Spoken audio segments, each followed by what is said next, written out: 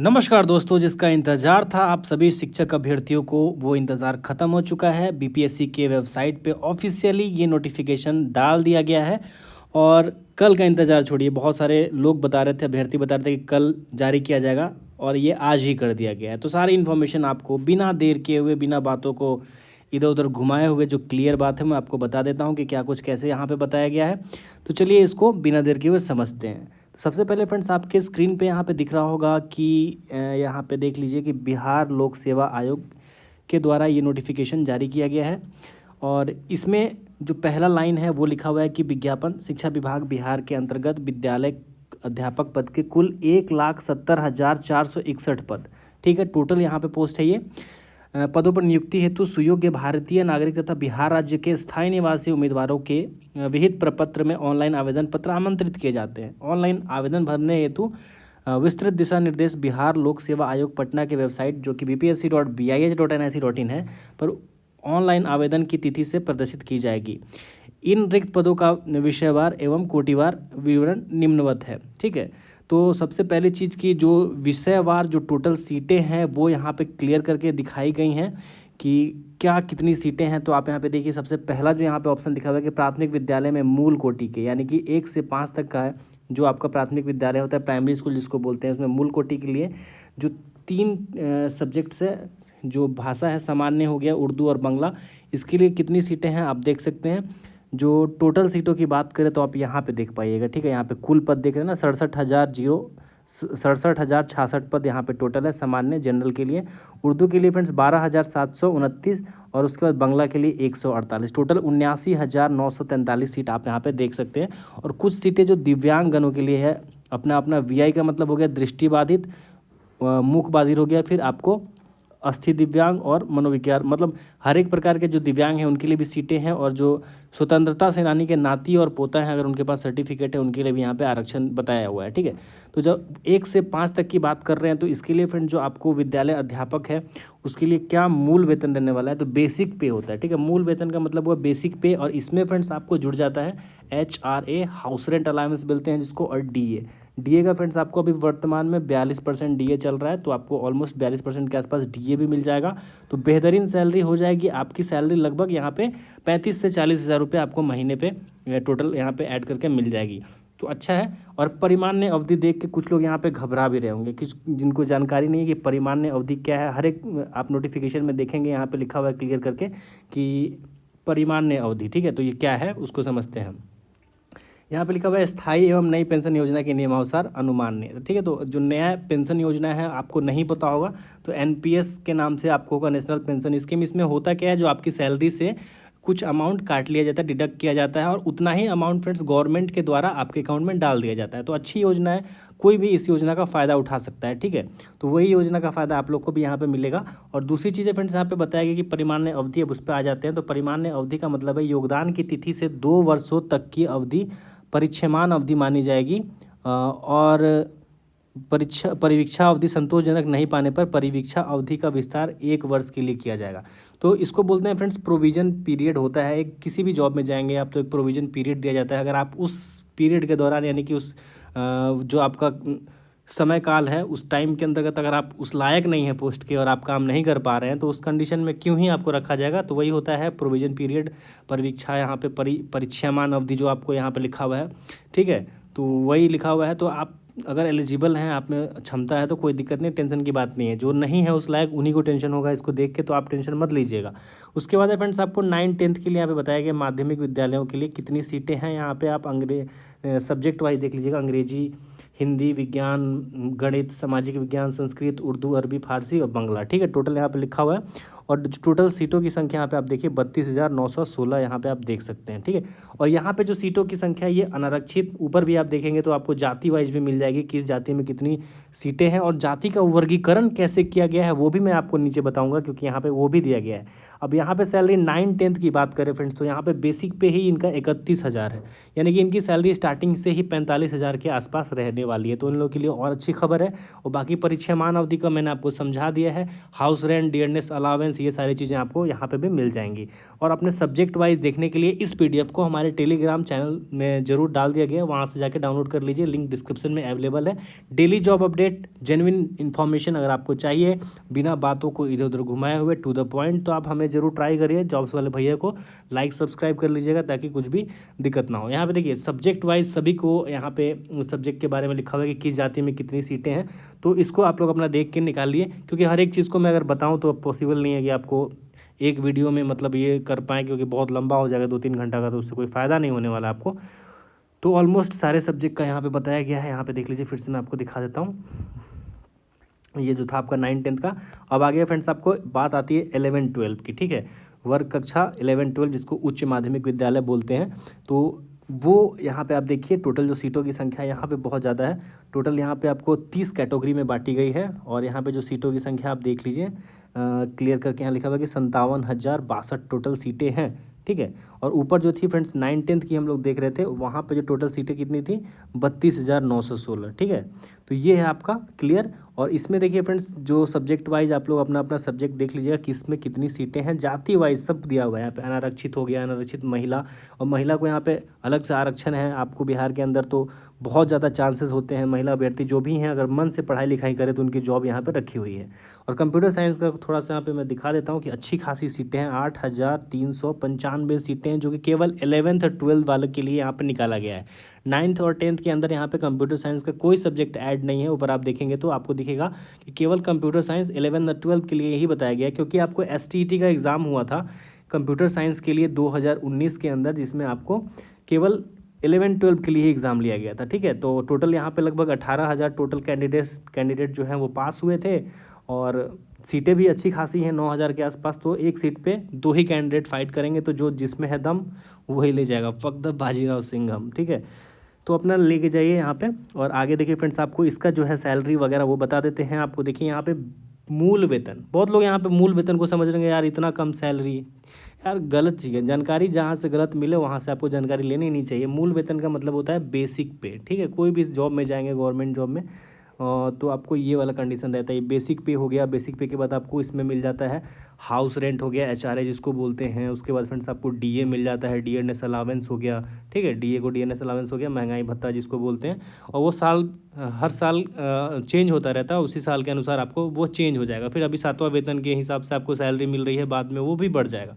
और ऐसी जानकारी फ्रेंड्स आपको हमारे चैनल पे मिलती रहती है। जो भी इन्फॉर्मेशन आएगा आपको टू द टाइम अपडेट किया जाता रहेगा, ठीक है। और आगे फ्रेंड्स इसमें न्यूनतम योग्यताएं बताई गई हैं, जो कि हम लोग बहुत बार जिक्र कर चुके हैं। और बीच में एक बार हल्ला भी मचाया गया था कि BTech और BE वालों को यहाँ पे एलिजिबल नहीं किया, फर्जी हल्ला किया गया था, ताकि कुछ कैंसिल किया जा सके, इसको टाला जा सके।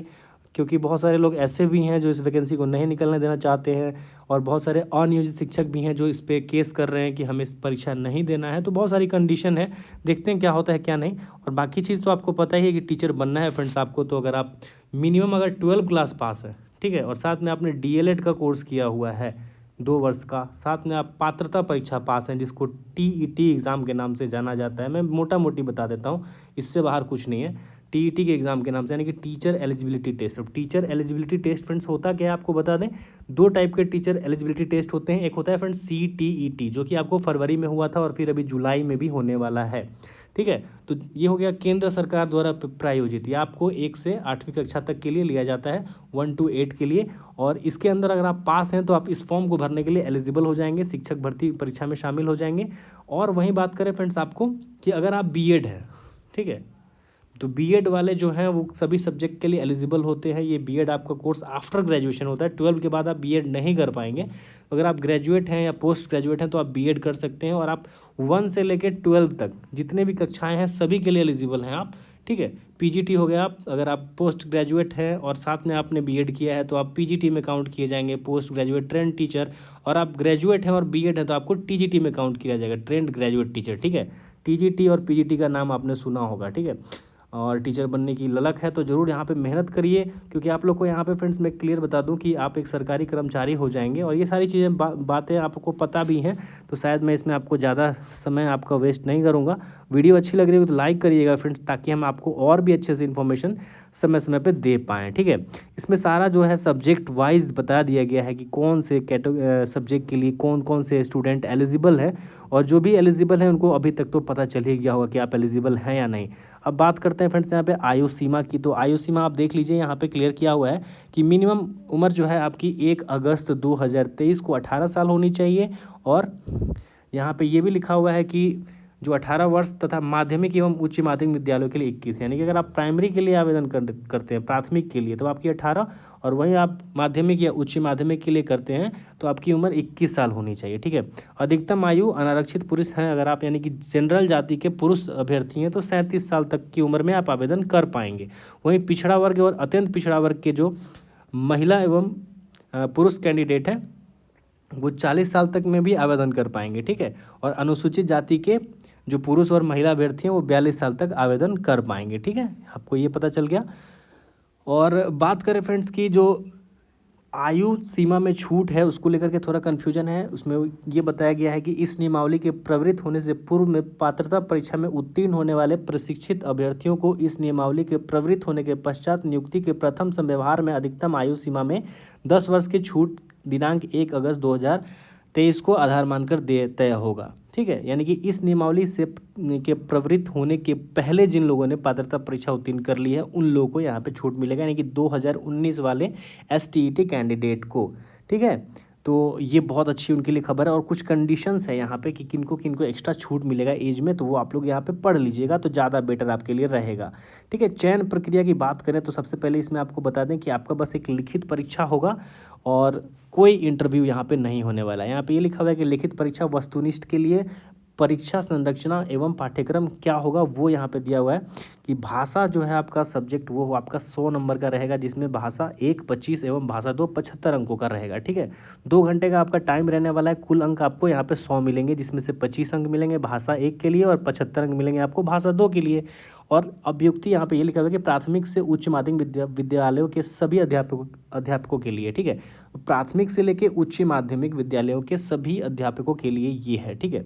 यह पत्र 2 भाग में होंगे, यथा भाग 1 और भाग 2, यानी कि कॉमन है आपका सभी के लिए, ठीक है। उसके बाद बात करते हैं फ्रेंड्स आपका सामान्य अध्ययन 120 यहाँ पे टोटल प्रश्नों की संख्या रहेगी, 2 घंटे का समय रहेगा और 120 क्वेश्चन रहेगा। ये आपका फ्रेंड्स 1 से 5 तक के जो है उनके लिए केवल होगा। इसमें थोड़ा सा आपको क्लियर करके दिया गया कि क्या क्या चीज़ें पूछी जाएंगी इसमें। मानसिक योग्यता, गणित, मानसिक क्षमता, परीक्षण, सामान्य जागरूकता, ये सारी चीज़ें आप अच्छे से देख लीजिएगा इसको, क्योंकि पढ़ना आपको है फ्रेंड्स, हमें नहीं पढ़ना है, ठीक है। तो डिटेल आपको यहाँ से देखना पड़ेगा अच्छे से। और जो भी है फ्रेंड्स आपका NCERT का बुक है, CRT का बुक है, उसी के अनुसार यहाँ पे क्लियर किया हुआ है। देखिए कि सामान्य अध्ययन पत्र के प्रश्न प्राथमिक विद्यालय के पाठ्यक्रम SCERT से संबंधित होंगे, लेकिन इसका स्तर उम्मीदवार हेतु निर्धारित न्यूनतम अर्हता के आलोक में किया जाएगा।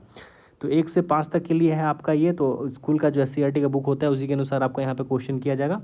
और नेक्स्ट है फ्रेंड्स आपको विषय एवं सामान्य, ठीक है। तो ये केवल 9th और 10th के लिए है। तो यहाँ पे 120 क्वेश्चन है, 2 घंटे का टाइम है, 120 नंबर का आपको यहाँ पे टोटल रहने वाला है, ठीक है। सामान्य अध्ययन, विषय एवं सामान्य अध्ययन की बात की जा रही है, ठीक है।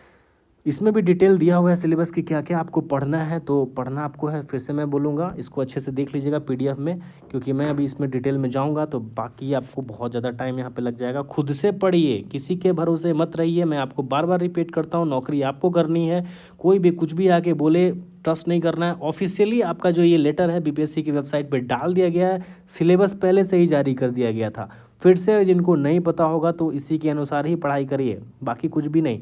कोचिंग वगैरह में भी जा रहे हैं तो आप सिलेबस के अनुसार ही पढ़ाई करिए, क्योंकि BPSC है आउट ऑफ सिलेबस क्वेश्चन नहीं करेगा, ठीक है। थोड़ा बहुत करेगा भी तो आपको एवरेज मार्किंग करके उसको मैनेज कर दिया जाता है, ठीक है। चौथा यहाँ पे विषय एवं सामान्य अध्ययन, जो कि आपका 11th और 12th के लिए ही पूछा जाएगा, ठीक है। विषय एवं सामान्य अध्ययन यानी कि सब्जेक्ट का और साथ में आपका जो सामान्य जनरल नॉलेज है उसका क्वेश्चन किया जाएगा। पार्ट 1 में 80 क्वेश्चन और पार्ट 2 में 40 क्वेश्चन आपको किए जाएंगे। 2 घंटे का टाइम रहने वाला है, 120 क्वेश्चन 120 नंबर के लिए। डिटेल में आपको यहाँ मिल जाएगा कि क्या क्या पूछा जाने वाला है, इसको भी देख लीजिएगा। तो आपको ये सारी चीज़ें क्लियर हो गई कि मल्टीपल चॉइस क्वेश्चन आएंगे। यहाँ पे लिखा हुआ है कि सभी विद्यालय अध्यापकों के लिए ली जाने वाली लिखित परीक्षा वस्तुनिष्ठ एवं बहुविकल्पीय होगी और प्रत्येक गलत उत्तर के लिए ऋणात्मक अंक दिए जाएंगे। नेगेटिव मार्किंग भी आपका यहाँ पे क्लियर किया है कि मिलने वाला है, ठीक है। तो सावधानी से ही क्वेश्चन का आंसर करना है, ठीक है।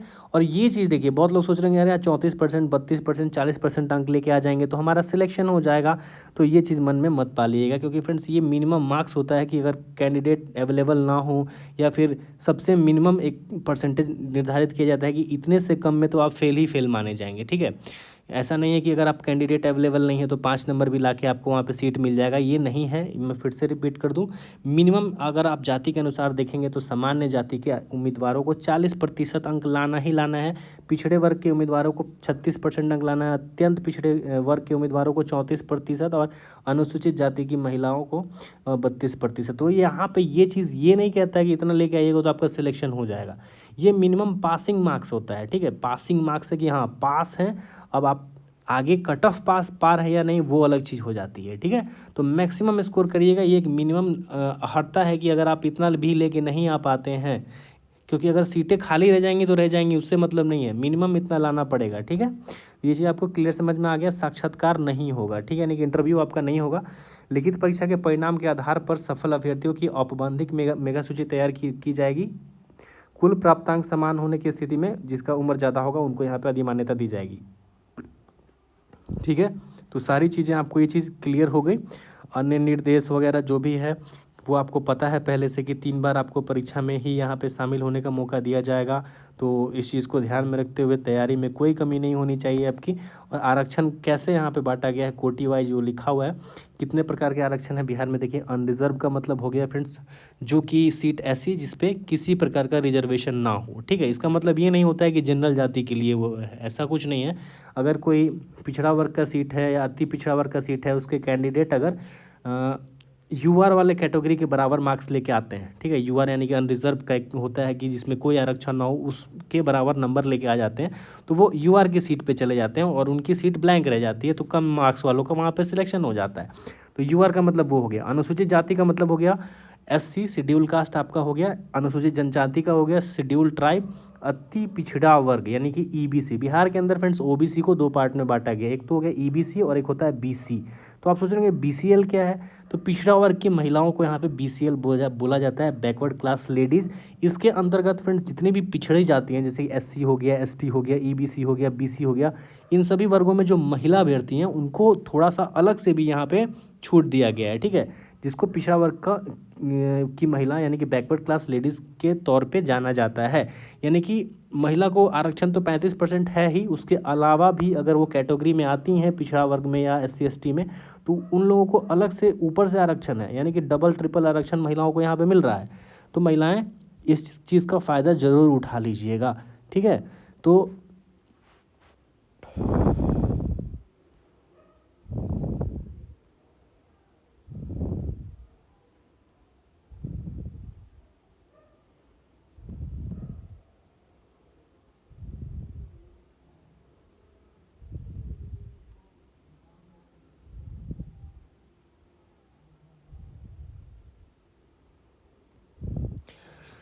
तो फ्रेंड्स पहले मैं आपको इसका ऑनलाइन का डेट बता देता हूँ। काफ़ी बेचैनी होगी आप लोगों की। इसका जो ऑनलाइन का डेट है वो 15/6 से शुरू होगा और 12 जुलाई को इसका लास्ट डेट है ऑनलाइन का, उस दिन तक ये आपका ख़त्म हो जाएगा, ठीक है।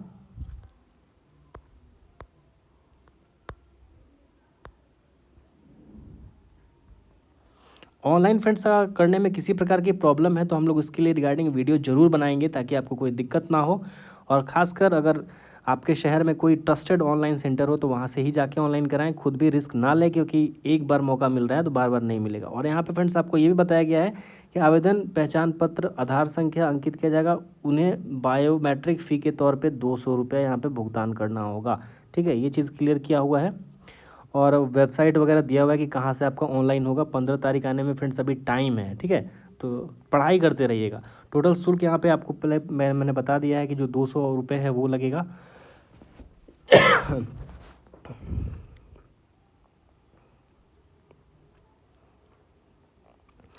तो यहाँ पे फ्रेंड्स ये बताया गया कि जो शुल्क है आपका सामान्य जाति के जो अभ्यर्थी हैं उनके लिए 750 रुपये, अनुसूचित जाति या जनजाति की जो है उनको 200 रुपये, सभी आरक्षित और अनारक्षित वर्ग की जो महिलाएं हैं यानी कि फीमेल कैटेगरी किसी भी जाति की हो उनको 200 रुपये लगेंगे, दिव्यांगों को 200 लगेंगे, और दूसरे और अन्य सभी उम्मीदवार जो बाकी हैं यानी कि ओबीसी हो गया फ्रेंड्स आपको, ईडब्ल्यूएस हो गया, और जो सामान्य जाति के हो गए उनको 750 लगेगा और बाकी सभी को 200 ही लगेगा। ठीक है।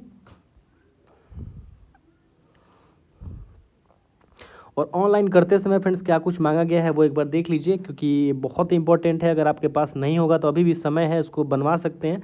तो मैट्रिक का प्रमाण पत्र आपके पास होना चाहिए, जन्म तिथि के साक्ष्य के लिए विज्ञापन की कंडिका, 4 शैक्षणिक प्रशैक्षणिक योग्यता एवं शिक्षा पात्रता दक्षता उत्तीर्णता के अनुरूप समकक्ष प्राधिकार के रूप में निर्गत प्रमाण पत्र, यानी कि आपका जो शैक्षणिक प्रशैक्षणिक है और साथ में आपने दक्षता परीक्षा पास किया है उसका सर्टिफिकेट, और शैक्षणिक योग्यता जो भी है उसका सर्टिफिकेट, आपका जो स्थायी निवास प्रमाण पत्र है वो होना चाहिए। उसके बाद आपकी जो जाति है उसमें क्रीमी लेयर रहित प्रमाण पत्र होना चाहिए। ठीक है।